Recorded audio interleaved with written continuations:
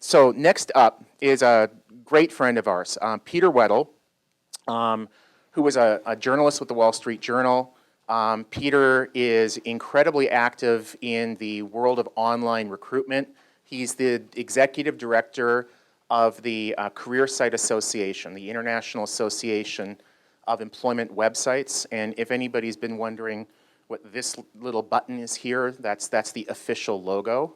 Steve Levy, it is not a Yankees logo. Trust me, it's not a Yankees logo. Sorry, Dan. I know those feelings are, we don't like them. Nobody else likes them. But they buy all their fans, just like they buy all their championships. So, yeah, like that joke. Exactly. I have the mic. I can say whatever I want. Peter Weddle has been called the Zgat of the online recruiting world. So if you want to know anything, if you want advice, recommendations, bounce ideas off what you're doing online, whether it's with a job board, whether it's your own career site, whatever, Peter's definitely the guy that you want to talk to. And without further ado, Peter, you're up. Thanks, Stephen. Well, good morning. It's nice to be here. I'm going to try to build on all the good information that you've already received from Ellen and Jerry and Joey. But let's begin with a survey. How many people in here have heard of Twitter? How many people in here have heard of Facebook? How about LinkedIn? Of course. You'd have to have lived on another planet not to have heard about the impact of social media generally, and appropriately for this audience, the impact of social media on recruitment. Now, why has that happened? Well, I'd posit that it's happened because social media claims that it is a better way to engage top talent. Not any talent, not mediocre talent, but top talent. Social media asserts that it is the key to winning the war for the best talent. So let's take a look at the state of the art. There's an infographic circulating on the web right now which claims that 77% of all publicly advertised jobs, 77%, are posted on LinkedIn. Now, whether you buy that number or not, what is true is that most employers today use LinkedIn, Facebook, and Twitter to post jobs. It is the number one use of those sites. The second greatest use is data mining.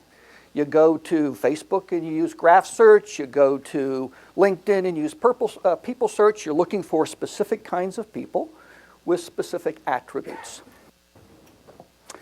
So what is the state of the art of social recruiting today? It is basically to look at recruitment as a contact sport.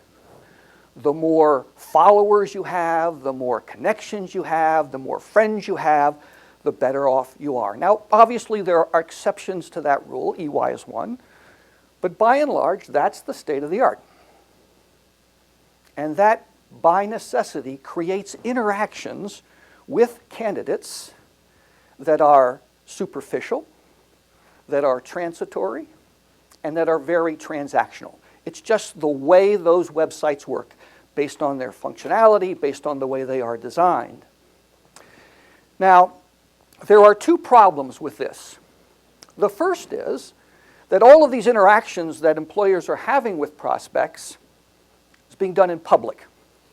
So not only can your competitors watch, but so too can LinkedIn and Facebook and Twitter watch. And their business model is based on selling access to the people you bring to your site. The second problem is that this is an interaction only tolerated by mediocre talent. Now, mediocre talent, I would define as a person who doesn't have a choice. You know, if they are lucky, they get a job offer. The top talent has lots of choices. They have all of us knocking on their door all the time. They don't have one job offer, they have 2 job offers, 3 job offers, 4 job offers. Now, spent the last couple of years trying to study the attributes, the behaviors, the interests of top talent. I wrote a book about them called The Career Activist Republic, because I think these people are truly career activists. And what's interesting about them, as Joey was saying, is that the best talent are a cross-generational cohort of the American workforce. That is, the best talent among millennials are more alike to the best talent among Gen X's and the best talent among baby boomers than they are different from them. The best talent may have different body art, may have different work styles, but they're all motivated by a common aspirational value. They all want to be the very best they can be in their field. They want to express and experience their talent at work every single day. Now, there are lots of other attributes that the best talent shares, but one of them is that they listen to their mother. What was the first thing your mother told you? Don't speak to strangers, right? The best talent don't want superficial interaction. They want a relationship. Now, anybody in here ever been in a relationship? Yeah, right? So what do we know about relationships? First, they begin with engagement. They begin with an interaction that is deep and meaningful, and then on that basis, you build familiarity and trust. So the question for us, if we want to recruit the best of college students, is how do we engage with them? And I'd like to suggest that what we do is we solve the best talents, college students in general, problem. Now, there are obvious exceptions to what I'm about to say, but it is true, I think, that most colleges and universities today are graduating career idiot savants. Okay? They are educating people, providing them with deep knowledge about a particular field of study, but teaching them absolutely nothing about how to build a career in that field. Why? Because college faculties don't believe that the body of knowledge and set of skills involved in career self-management is rigorous enough to be included in the curriculum. Now contrast that with the situation in China. In China, every student, as a requirement of graduation, must take a year-long course that teaches them the principles and practices of career self-management. It's called personal mastery. It teaches them how to set career goals, how to deal with problem bosses, how to assess your own expertise to identify the flat signs and figure out how to remediate them.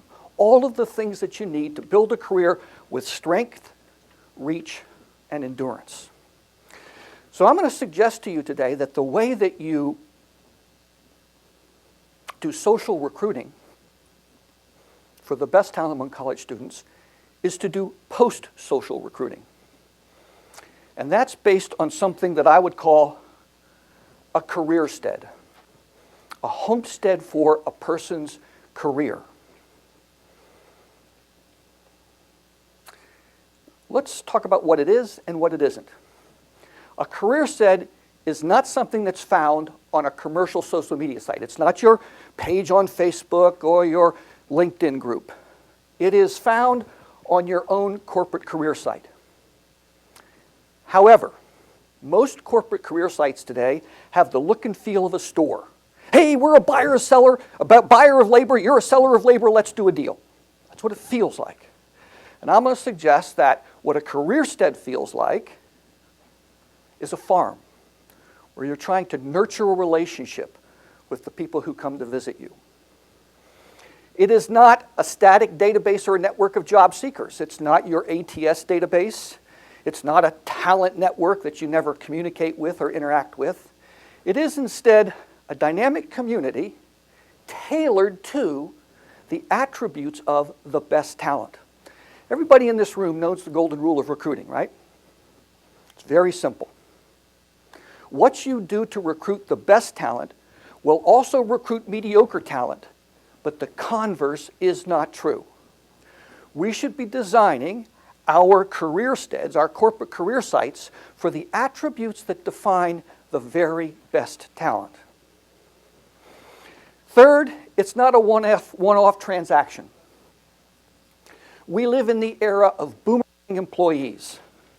So we want to start building a relationship with them so they'll come back over and over and over again. How are we going to do that? We're going to position our site as a center of excellence for solving that problem that career students have.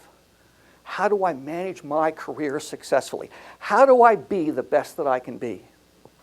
And finally, it doesn't look at all like your current corporate career page. Instead, it's a place that not only focuses on the job you have to fulfill today, recruitment, but also on the job that you have for tomorrow, giving them the skills and knowledge necessary to be successful today, tomorrow, and into the future. So how do you build one of these? Well, first of all, you're still going to use social media. You're still going to use Facebook and Twitter and LinkedIn, but you're going to use them in a very different way. Right now, 99% of the promotional effort on a company's social media site is all about promoting jobs. And while that's very important to your job, it's not that important necessarily to the top talent. So I'm going to suggest that you continue to promote your jobs, but you also now promote your site as a center of excellence for content, features, and functionality that help a person advance him or herself in their career field. To be a person who continues to be successful throughout their career.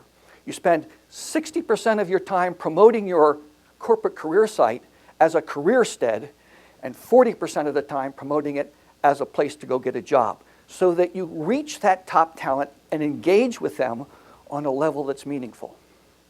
Now, when they arrive, let me take a step back. I think that the work that Jerry's doing is terrific. I have a very simple definition for optimizing the candidate experience. It is to create an expectation that comes true. So if you're going to say on your social media site, come to our site to learn how to be successful in your career with the jobs we have today, but also for all of the jobs you're going to have through the rest of your career. We're going to teach you how to be the best you can be in your profession, craft, or trade. Then when they get to your site, you have to make that expectation come true. And that means you want to create a career stead with three facets. The first is personalization. Most corporate career sites today have a campus channel. And they think, gee, we have really focused in on those folks and we're treating them with content that's unique to them. But for the best talent, they don't want to be focused on by their status, a college student. They want to be focused on because of their interest, their passion about being the best they can be. So we're going to create channels on the website that are tailored to the specific career fields for which you recruit. Then we're going to fill that gap. We're going to provide an educational experience that sets our organization up as a career partner, as someone who's there, job in, job out, as the individual progresses through his or her career. And finally, they've been sitting in college classrooms for the last 4 years and being lectured at. We have to stop talking at folks with our websites and start talking with them. So let me give you some examples about how all this might work. Here's Eli Lilly's website.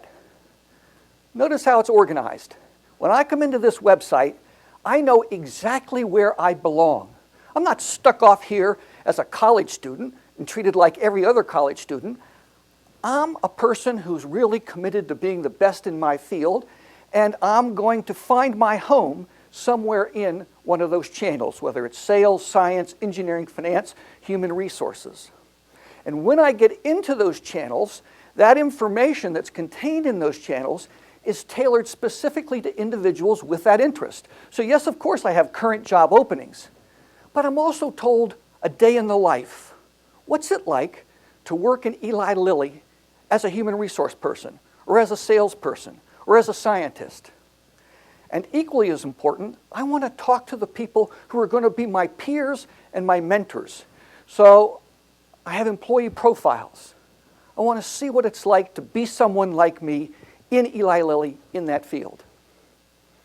And finally, what Lilly doesn't do, and what I'm suggesting that you do, is you give them content to help them be the success that they want to be.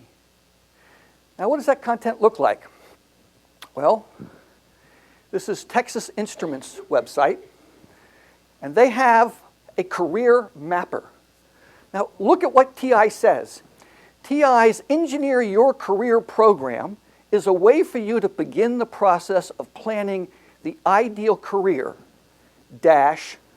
whether you choose to come to work for TI or for another company. That's engaging somebody. That's saying, we are profoundly interested in nurturing your success, and we're going to give you the tools to do so. There's no better way to entice an A-level performer into your organization. Here's another example, P&G, a career advice center. They actually have courses that you can take. You know, we always tell people how to write a resume, how to take an interview. This is all about how to build a successful career, how to build career fitness so that they have a healthy career from day one through their entire work-life experience. Now, I suspect some of you are thinking, well, okay, TI and P&G, big companies that have a lot of resources, how can a smaller enterprise do something like this? There are a bazillion career counselors and coaches out there who would love to share their content with you. Even better, there's a host of truly extraordinary professionals in college career centers.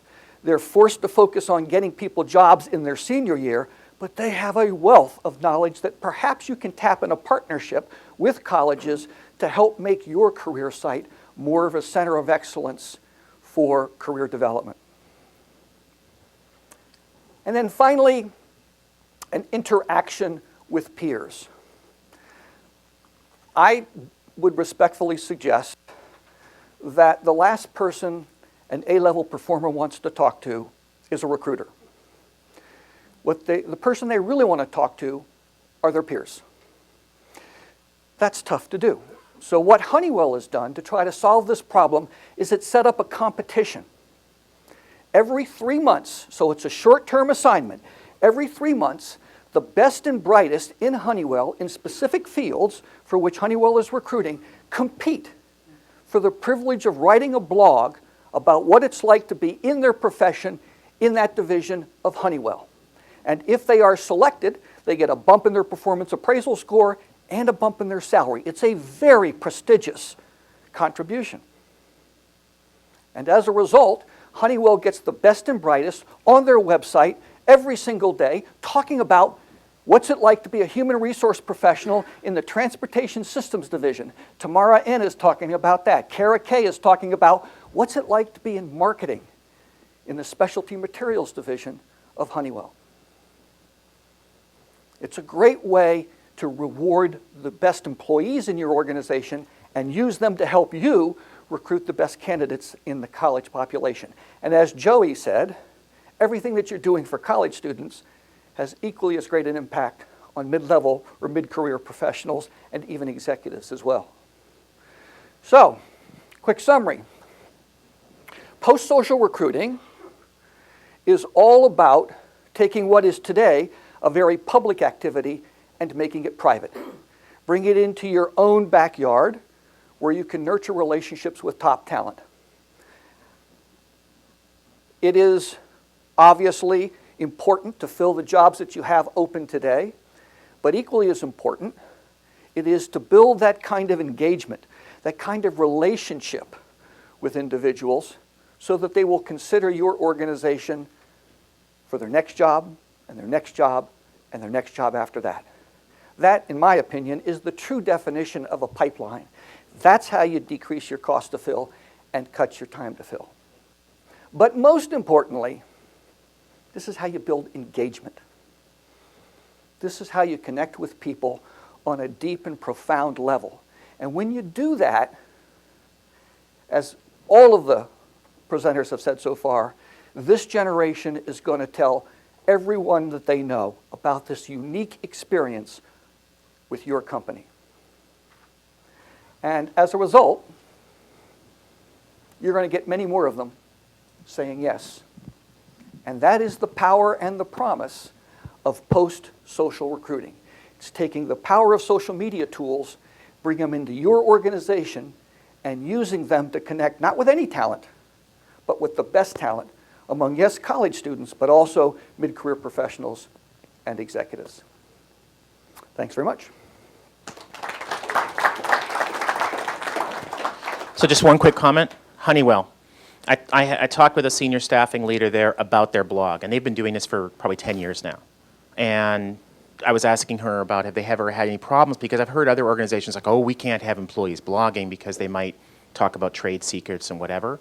And she told me a year or two ago that they only had one occasion where that was even remotely an issue, and it was more the candidate coming, or the employee saying, I can't talk about this, right? I just want to make sure that that would be over the line. It was like, that's right, you can't talk about that. So they've had like no problems with candidates or with employees talking out of turn or revealing trade secrets. And Honeywell being a big defense manufacturer, they have to be particularly careful about that. So we have time for a couple questions. Who's going to be lucky? Mr. Borman has one.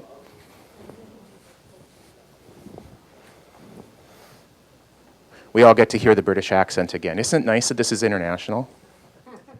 It's just a couple of observations, Pete, that I'm interested in. You've talking about career sites is still very Web 1.0, really. I think you gave some examples of people who do a good job on career site. However, not the most engaged.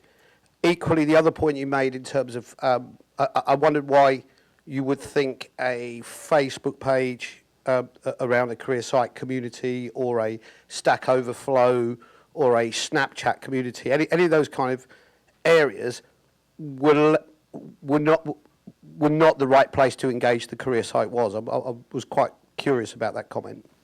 Well, I would look at those two examples as different.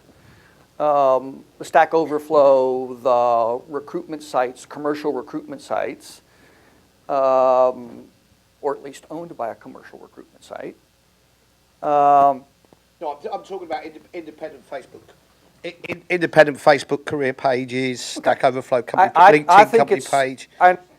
I think it's far better to bring candidates into your own website and do something creative with them, make them feel at home there, than to try to make them feel at home on somebody else's site, particularly when there's plenty of evidence to suggest that these sites, their business model is based primarily on selling access to the very people you're trying to nurture a relationship with. So I'm not for a moment suggesting that social media sites aren't important. What I'm suggesting is that what you do on social media sites should not be the destination site, it should be the way station on your way to your own website where you can really do, I think, engaging things with them. Great presentation. I think it piggybacks on the fact that, looking at look at your candidates the way a marketer looks at their customers, and using social media as the channel that drives people to your website to get more information, to be a more well-informed consumer of your brand, so to speak. And those people that identify themselves as that informed consumer, then those are the ones that, to his point, are the higher level candidates that you want talking to your organization on those personal levels. All right. Thank you so much, Peter.